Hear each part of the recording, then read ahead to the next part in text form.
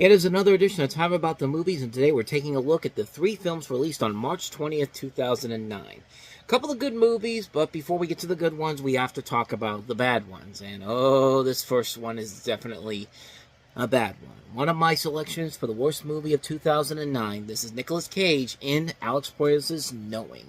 You and me together forever. 50 years ago, the students of William Dawes Elementary imagined what the future might hold. Today, we unveiled their legacy.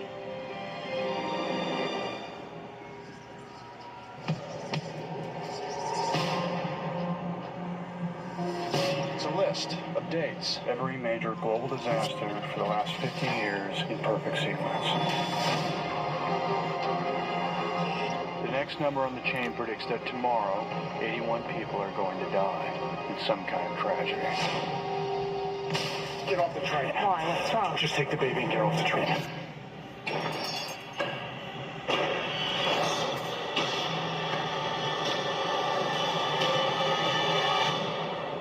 Estimates put the presumed dead at 81. Prediction came true. It's not coincidence. Don't let him watch the news. Why don't you tell me what's going on? They were here. Who? The Whisper people. The numbers are a warning. They're a warning to everyone. This is not a test. This is an emergency broadcast transmission.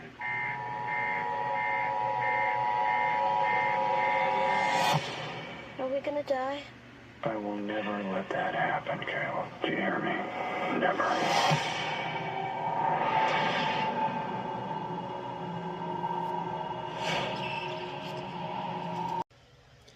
See, that trailer in particular has some of the stuff that's actually kind of cool about this movie and kind of makes it worth it a little bit, but, you know, honestly, this movie could have just been yet another bland, generic Nicolas Cage movie where you're just waiting for somebody to give this guy a good script already, because this is getting ridiculous of how many bad movies he was making between 2005 and 2010.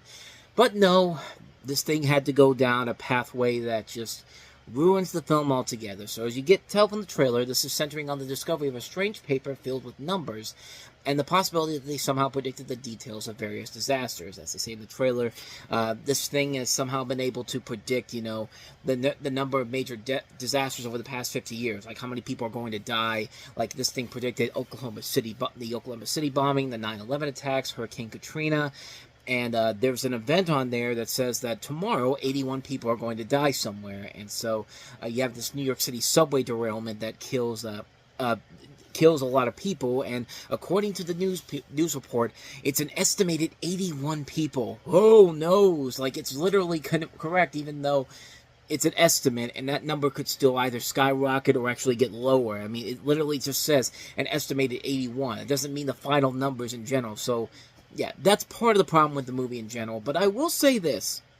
The subway derailment is pretty cool, but the plane crash is definitely the reason why this movie has some notoriety to it. Because, man, that plane crash, it's chilling to watch. It's crashing in the rain and exploding. Like, that's one of the few things that makes this movie almost worth it. Because other than that, though, it would have just been a bland, generic action movie with Nicolas Cage in it. But then they had to pull the rug out of you by doing something at the end that just feels completely out of place and completely ridiculously thrown in there. What's the big twist of the movie, you may ask? Aliens. It's my failed attempt to do the aliens meme, but no, literally, they throw in aliens in this, and then they try to throw in religious aspects, and it's just kind of like, what are you doing? Like, why are you doing this in a way that's so stupidly put together? Like, seriously, this is one of the dumbest excuses to have a twist ending that involves aliens and also combining it with religion. And poor Rose Byrne, man. I love Rose Byrne, but even in here, like, when she has to deliver the line, "I did it for the children," it's just like, oh, come on. Like, it feels, it's phony, it's forced in, and the whole thing just is completely, this is the reason why this is one of the worst movies I've seen in 2009. Like, this is one of my top 6, I think it's in my top 6, the 6th worst movie I saw that year. If it's not in there, if it's not in that spot, it's definitely in that list. But Yeah, it's a bad movie. It's a really terrible movie, and it fails because of that terrible, terrible twist ending. And I expect better from Alex Proyas. Alex Proyas has not usually made a bad movie. This is the guy that did The Crow. This is the guy that did Dark City. This is the guy that did I, Robot. And then he just went ahead and made these garbage movies like this and then Gods of Egypt. It's just like, what are you doing, dude? Like, why are you ruining your good name with these piles of garbage? And Gods of Egypt is much worse, but this movie is just so terrible because of how it ends. It's just, I can't believe how bad it is. I can't believe people bought into it. The movie was a huge hit at the box office, and it actually didn't get the worst reviews in general, but I'm sorry. When you throw in a pointless twist with aliens and try to combine it with religion and just have some of the worst line readings ever, it's a recipe for disaster. It's a terrible film. I hate this movie so much. I hate knowing it's one of the worst movies of the year, easily. So we got the bad movie out of the way. Now let's get to the good stuff. The stuff that actually came out this weekend that was more than worth it. Starting with Paul Rudd and Jason Segel in the comedy I Love You, Man. Will you marry me? Congratulations. Thanks, Mom. So you're not going to have a best man? Peter's always been a girlfriend guy. And you never really had a best friend. Well, who's your best friend? Your brother, Robbie. What's up? I'm Peter Clavin. I'm the realtor. Sydney Pfeiffer. Hey, check out these two. That guy needs to fart. He does seem to be clenching. Wait for it. Boom. That's a fart. You called that. Yeah, well, I know my farts. Welcome to the Temple of Doom. What do you guys do for 7 straight hours? I'll slap the bass big time. You sound like a leprechaun. Doesn't sound reggae? No. Slap the bass. Give me your best Bond impression. Get out of my dreams and into my car. Looking for your pot of gold? Why does everything I do sound like a leprechaun? So is he your best man? It's way too early to tell. In your plastic bag, or I don't clean up after my dog. Damn it! How about cleaning up after your dog? You mind your own! What the? I Love You, Man. Rated R. So yeah, trailer kind of speaks for itself what the plot is. Paul Rudd is a friendless man who's looking for a best man for his upcoming wedding. However, his new best friend, played by Jason Segel, is straining his relationship with his bride, played by Rashida Jones. And you see a cast that also includes Andy Samberg, J.K. Simmons, Jon Favreau, Jane Curtin, Jamie Presley among the cast in here. It's a very simple premise overall. Nothing too spectacular, nothing too amazing, but it's a movie that is incredibly funny and one of the big surprises of the year. I mean, this is the third time that Paul Rudd and Jason Segel also have collaborated on a film, with 2 very good movies in the process, Knocked Up and Forgetting Sarah Marshall. Both excellent movies, and this one's not quite as good as those films, but it works because you like the chemistry between Rudd and Segel. These two play off each other so well. And just Jason Segel, man, I've always had a lot of respect for him. I love what he's done in terms of his work. How I Met Your Mother, I think, is a great show, even though the ending for that show is pretty terrible. And he's done pretty good with shows after that. Dispatches from Everything on AMC was pretty good. And I've seen a little bit of Shrinking, and that's a very good show, too. I mean, the guy has a lot of charisma, a lot of talent to him. And Paul Rudd's Paul Rudd. Paul Rudd can usually never do no wrong. And then again, most of the people in here can usually never really do anything wrong. I mean, everybody in here works very well. The writing is very good. The comedy is top-notch. And for John Hamburg, the director of this, to come off of Along Came Polly as his directorial debut and then do this, I mean, this is definitely a very good film of his. And I said that's his directorial debut, but no, it was Safe Men that was his directorial debut. But Along Came Polly was his first real big mainstream comedy hit.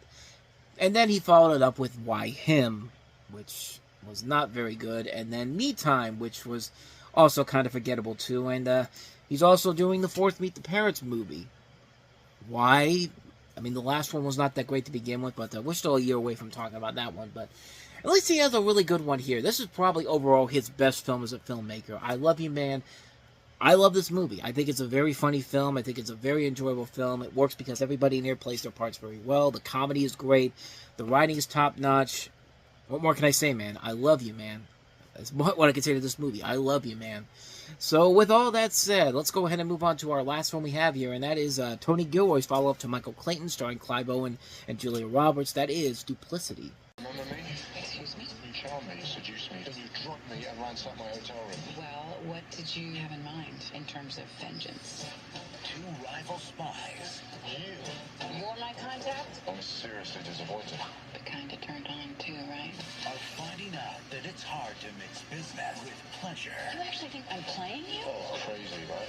What was the objective? Rug burn? Julia Roberts, Clive Owen, Duplicity, PG-13, in theaters March 20th. And no, not to be confused with the recently released Tyler Perry movie on Netflix. No, this is a completely different movie. For one thing, this is actually way better than that pile of garbage is. I don't know, I haven't seen it before, but I've seen a lot of Tyler Perry's Netflix movies, and yeah, they ain't that great in particular. Even the ones that are actually watchable are mostly memorable for the memorable quotes, you know, ashtray bitch, like that type of stuff. But anyway, we're not here to talk about Tyler Perry. I've already talked about him earlier in the month. But Duplicity, let's talk about this movie. The non-linear narrative follows two corporate spies played by Julia Roberts and Clive Owen, who have a romantic history and who collaborate to carry out a complicated con.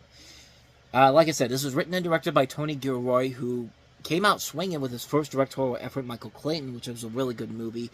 This one's not quite as good as that one, but it's still a really enjoyable movie. It's a very interesting premise overall to have two spies from two different agencies working together and having a romantic relationship when you don't know if they're conning one another or not. And it works because Owen and Roberts have a lot of good chemistry together, and they're stacked with a really good supporting cast. It also includes Tom Wilkinson, Paul Giamatti, Carrie Preston, Tom McCarthy.